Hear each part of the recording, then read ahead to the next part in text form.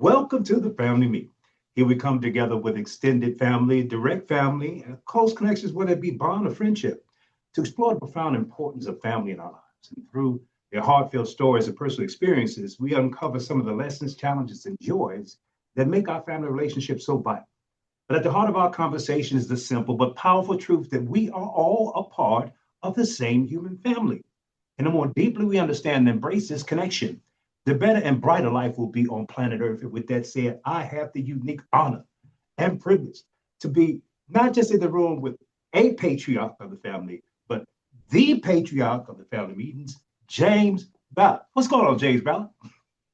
Everything is going good. What about you, Mr. Nelson? That is going great. It is getting better. I know that we've been trying to have this conversation for the last decade. I think it's been.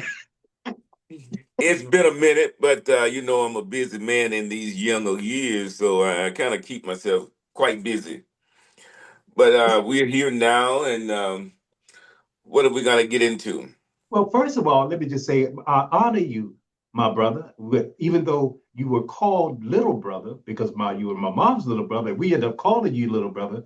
You're more Mhm. like my big brother because you actually helped raise us from children. So I have the greatest respect and honor for you. But what I want to ask is, you are the gentleman that actually instituted the concept of these monthly family meetings. And I want to ask, how did that come about? What percolated in your experience to bring about that revelation? For the reunion?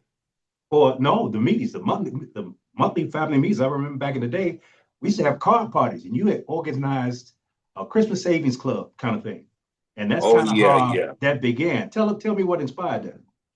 Well, the family was getting, I guess, distant, and a few of us had talked about starting a club or family get together like on weekends. So I think that's how it all came about. I talked to your mother and Mm-hmm.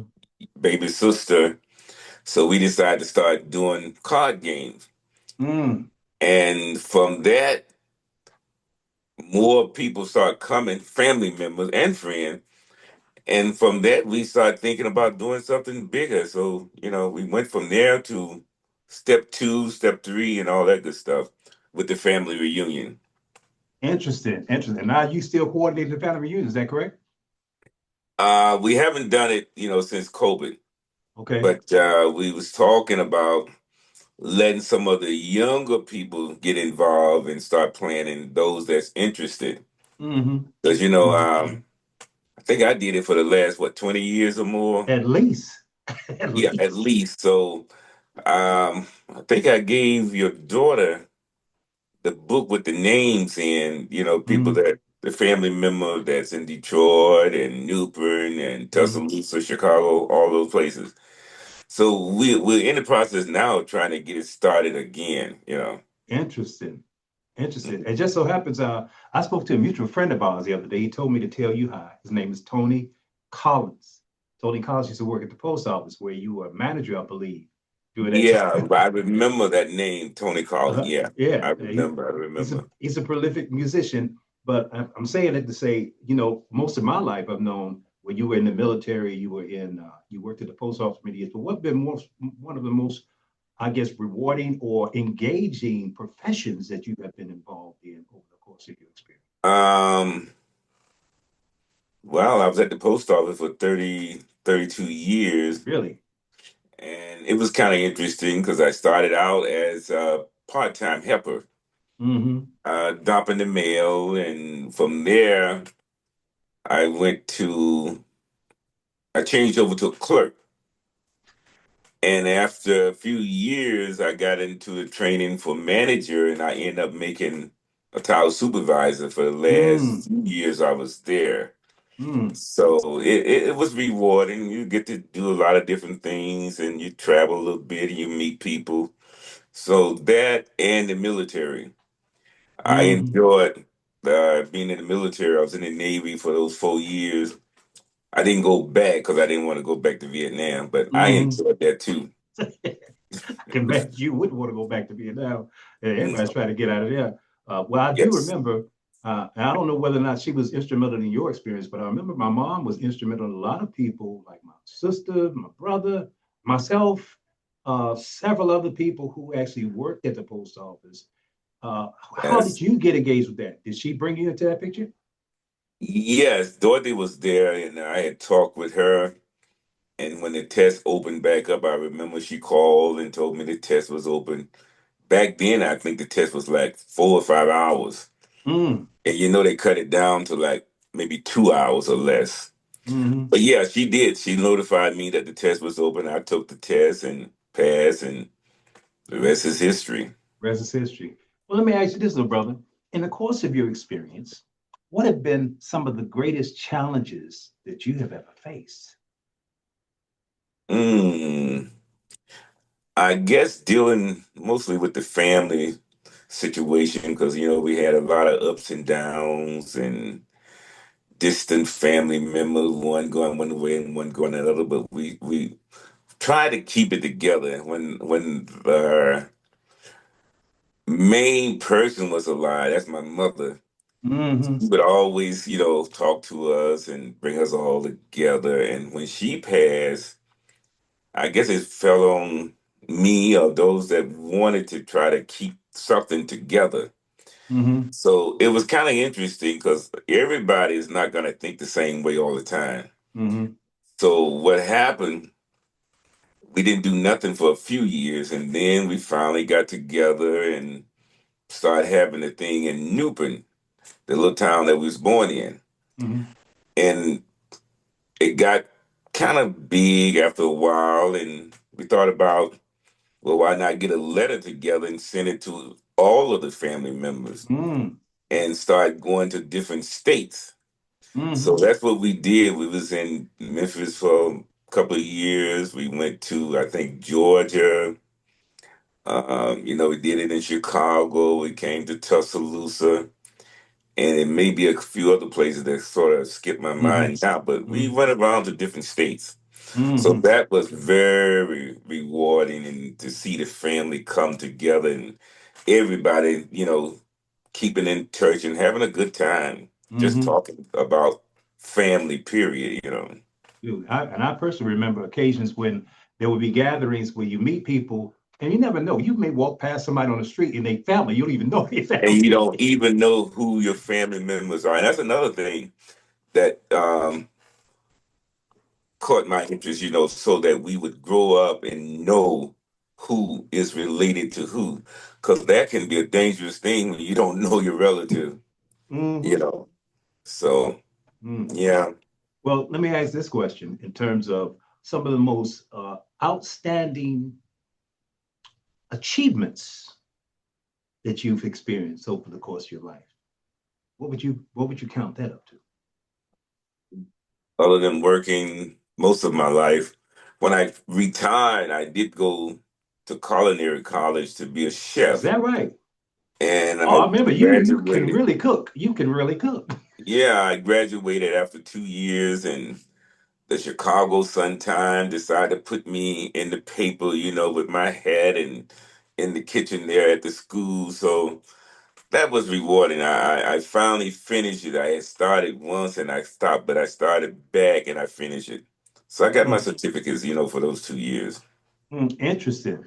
Now, And I currently, did cater for a while, but I gave that up. So now I'll just cook every once in a while.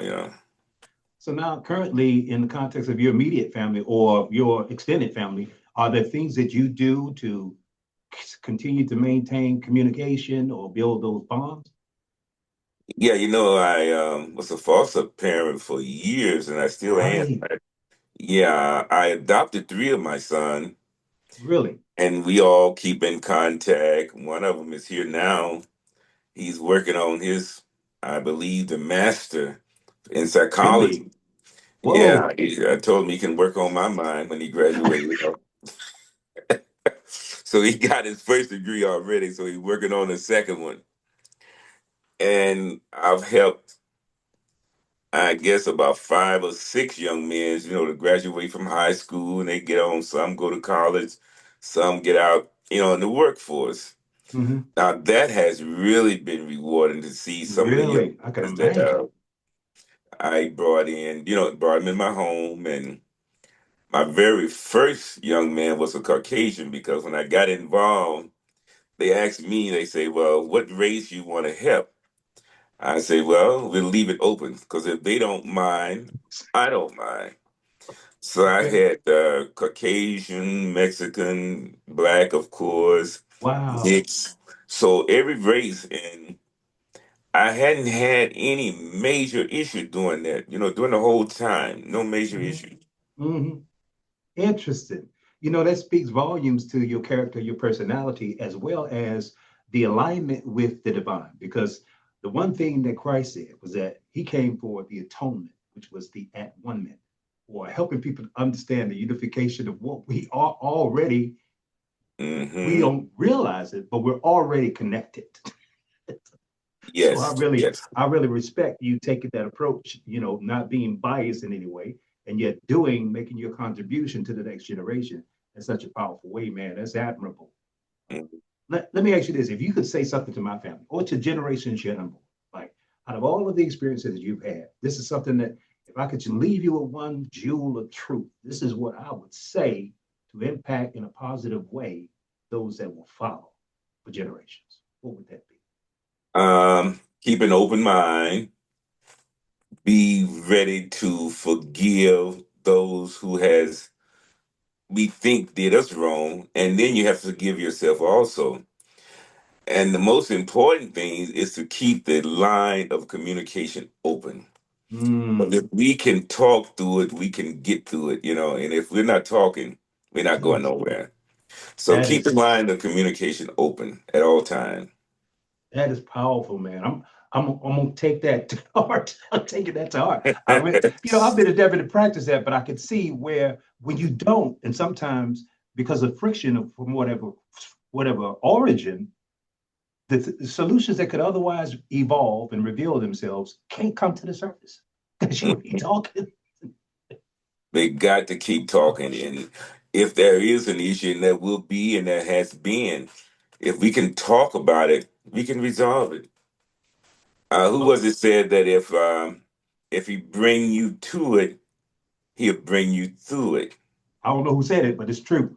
True that. I believe that too. Somebody said that a long time ago. Dude, well, I want you to know, little brother, or I should say my big brother, man, I Yes. have the greatest love for you, the greatest respect and admiration, because I've seen you live your life. And the things that you're talking about doing, this ain't just talk. This is real on boots on the ground activity that's changing lives, man. So I think that sharing this with my family, they may have a great inspiration to say, okay, there's a little bit more that I could do rather than just sit here and watch TV and scroll the internet.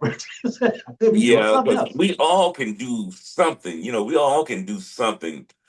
And Pastor Ballard, my brother, he always said, if your hands is always closed, nothing can come in and nothing can go out. Mm, And that can also relate to your heart. You hmm. have to have an open heart to receive and give love. Hmm. You're right about So that. I And I learned a lot from him when I was under his leadership.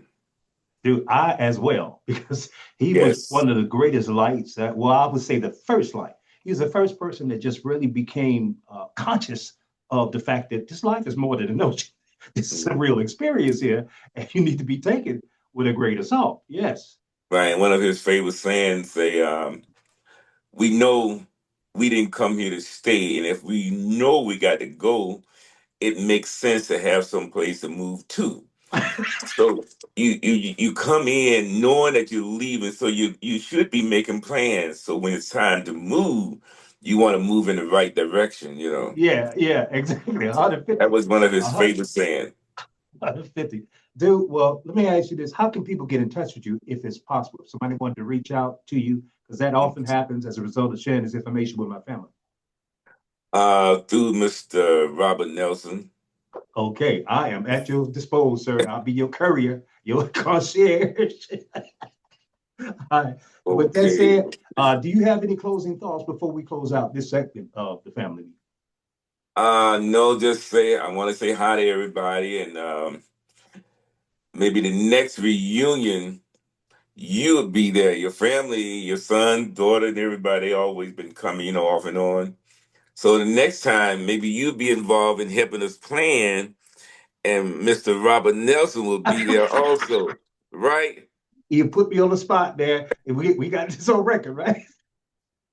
There you go. I'm gonna have to do something now. Yeah, you call me out.